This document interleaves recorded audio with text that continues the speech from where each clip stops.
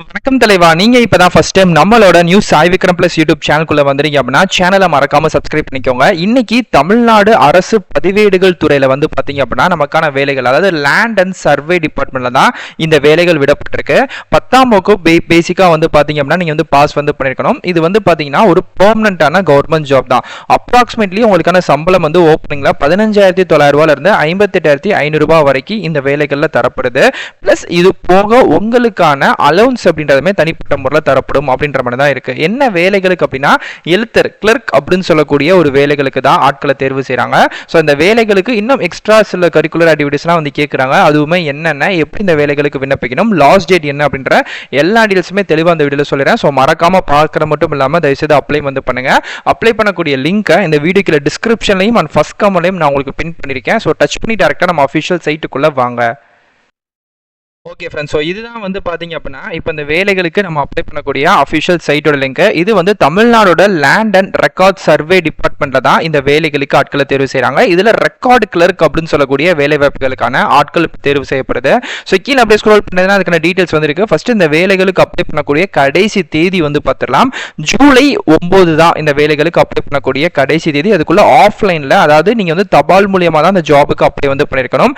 மெயினாக அந்த வேலைகள் இருக்கக்கூடிய ப்ராசஸ் வந்து என்னன்னா, தமிழ் வந்து எழுத படிக்க பேச மெயினா தெரிஞ்சிருக்கணும். அதே மாதிரி ஒரு கவர்மெண்ட் ஆஃபீஸ் வந்து எந்த மாதிரி ரன் ஆகுது, லேண்ட் சர்வே டிபார்ட்மெண்ட் அப்படின்ற போது அதுல உங்களுக்கு என்ன மாதிரி ஜாப்ஸ்லாம் வந்து இருக்கு அப்படின்ற சில முக்கியமான தகுதிகள் அப்படின்றத வந்து பாக்குறாங்க.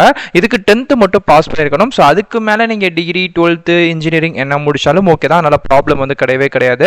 தமிழ் இங்கிலீஷ், ஆனா மெயின் வந்து தமிழ் தான் அவங்க சொல்றாங்க. இன்கேஸ் நீங்க தமிழ் மீடியம் முடிச்சு பிஎஸ்டிஎம் சர்டிபிகேட்லாம் வச்சிருக்கீங்க அப்படின்னா இன்னும் கூடுதலான முன்னுரிமை அப்படின்றது இதுல வந்து தரப்படும். மெயினா அந்த வேலைகளுக்கு குட் கம்யூனிகேஷன், கம்ப்யூட்டர் ஸ்கில், பேசிக்கான ஒரு கம்ப்யூட்டர் ஸ்கில்லும், அதுக்கப்புறம் வந்து பாத்தீங்க அப்படின்னா ரெக்கார்ட் மெயின்டைனிங் அப்படின்றது ஒரு ஒர்க் ஸ்கில் அப்படின்றது உங்களுக்கு வந்து இருக்கணும். எக்ஸ்ட்ரா அடிஷனலா கேட்கக்கூடியது வந்து டேட்டா என்ட்ரி, அதாவது டைப்பிங் வந்து தெரிஞ்சிருக்கணும், ஃபைல் மேனேஜ்மெண்டிங் ஸ்கில், எம்எஸ் ஆஃபீஸ், இதெல்லாம் வந்து உங்களுக்கு வந்து நார்மலா தெரிஞ்சிருக்கணும் அப்படின்ற மாதிரி தான் இருக்கு. ஸோ ஏஜ் லிமிட்டை பொறுத்த வரைக்கும் நீங்க பிசி, பிசிஎம், எம்பிசி கேட்டகரிக்குள்ள வரீங்க அப்படின்னா 32 வயசு வரைக்கும், ஓகேங்களா, அதாவது 18ல இருந்து 32 வயசு வரைக்கும். எஸ்சி எஸ்டி இருக்கீங்க அப்படின்னா 35 வயசு வரைக்கும். ஜென்ரல் ஓசியா இருக்கீங்க அப்படின்னா 30 வயசு வரைக்கும். இது போக ஒருவேளை நீங்க வந்து இந்த கமிட்டிக்குள்ள வரீங்க அப்படின்னா ஏஜ் ரிலாக்ஸேஷன் தரப்படும். ஸோ அதையுமே நீங்க வந்து கால்குலேட் வந்து பண்ணிக்கலாம். ஓகே, நெக்ஸ்ட் இதுக்கான சம்பளம் வந்து 15,900 ரூபாய் வந்து ஸ்டார்டிங் பீரியட். அதுலயே உங்களுக்கு வந்து பார்த்தீங்கன்னா டியரன்ஸ் அலோன்ஸ் அப்படின்னு தருவாங்க, ஹவுஸ் ரெண்ட் அலோன்ஸ் அப்படின்னு தருவாங்க, மெடிக்கல் பெனிஃபிட், அப்புறம் வந்து pension benefit, paid leave, career advance opportunity every 5 year 3 இயருக்கு ஒன்ஸ் வந்து பாத்தீங்க அப்படின்னா, ஸோ உங்களுக்கு எந்த விதமான பிளாக் மார்க் இல்லை அப்படின்னா உங்களுக்கு நெக்ஸ்ட் ப்ரொமோஷன்ஸ் அப்படின்றது வந்து போய்கிட்டே இருக்கும் அப்படின்ற மாதிரி தான் இருக்கு. நெக்ஸ்ட் அப்ளிகேஷன் ஃபீஸ் வந்து இதுக்கு இருக்கு. அப்புறம் கேட்டீங்கன்னா அப்ளிகேஷன் ஃபீஸ் எல்லாம் எதுவுமே கிடையவே கிடையாது.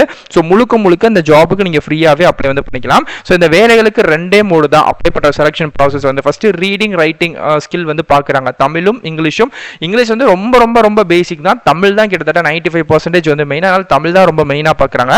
ஸோ அதுக்கப்புறம் வந்து இன்டர்வியூ. ஸோ அந்த இன்டர்வியூல வந்து பாத்தீங்கன்னா சில பேசிக்கான கேள்விகள் வந்து கேட்கப்படும். அதுக்கு நீங்க கரெக்டா ஆன்சர்ஸ் பண்றீங்க அப்படின்ற போது கரெக்டா இருக்கும் இந்த வேலைகளுக்கு அப்படின்ற மாதிரி சொல்லியிருக்காங்க. ஸோ அதே மாதிரி இந்த வேலைகளுக்கு அப்ளை பண்ணக்கூடிய லிங்க் வந்து நான் தரேன் உங்களுக்கு, ஓகேங்களா.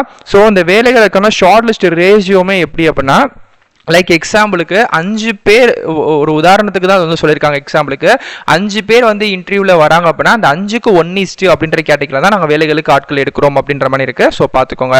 ஸோ இப்போ இதுக்கான அஃபிஷியல் நோட்டிஃபிகேஷன் லிங்க் இருக்கு. அந்த லிங்கையுமே நான் டச் பண்றேன். நெக்ஸ்ட் பேஜ் வந்து பாத்தீங்க அப்படின்னா அந்த மாதிரி கிளிக் எடுத்துருது பாத்தீங்களா, எஸ், இதை வந்து நீங்க டச் பண்ணீங்க அப்படின்னா நெக்ஸ்ட் பேஜ்ல your link is will be ready automatically அப்படின்ற மாதிரி வரும். ஸோ இதுல வந்து பாத்தீங்க அப்படின்னா உங்களுக்கு செகண்ட்ஸ் வந்து பின்னோக்கி ஓடிக்கிட்டே இருக்கும். ஸோ லைக் இந்த செகண்ட்ஸ் வந்து முடிகிற இதே இடங்கள்லயே வந்து பாத்தீங்க அப்படின்னா சேம் உங்களுக்கு திரும்பவுமே கிளிக்கர் அப்படின்னு சொல்லக்கூடிய ஒரு லிங்க் வந்து ஓப்பன் ஆகும், ஒரு பாக்ஸ் வந்து ஓப்பன் வந்து ஆகும், ப்ளூ கலர் பட்டன் பாக்ஸ். இப்போ எனக்கு முடிஞ்சிருச்சு.